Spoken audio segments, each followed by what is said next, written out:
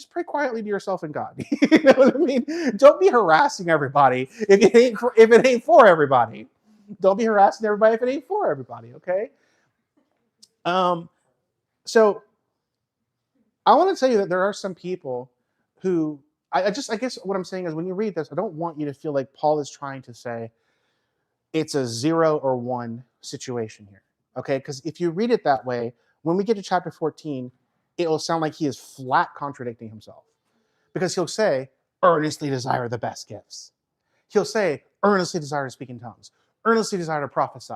Go after it, guys. Okay? Well, how would it make any sense if what he's trying to communicate here is the Holy Spirit gives to who he wills and good luck? Right? Yes, the Lord does give primary giftings to different people. Some people are called to be a pastor, not just pastor their home, not just be a pastor at church, at their job where they're there for other people and that kind of thing. And it's true, but I just don't want any kind of fatalistic hand waving, throw it up in the air. I guess I got what I got, and that's what the Lord wants me to have. That's all He ever wants me to have. It's just not true. You're supposed to earnestly desire and go after God for it. Okay. So they're all competing with each other, competing with the gifts. And now we're going to get into chapter 13. Chapter 31 ends off with desire the greater gifts. Oh, I forgot to mention, I'm sorry.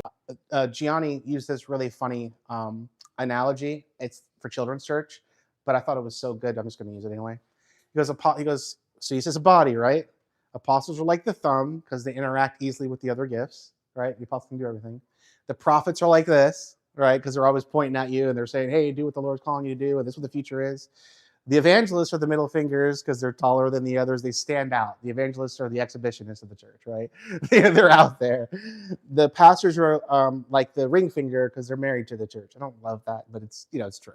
It's to a degree. And the pinky are the teachers because they what do they pick stuff out?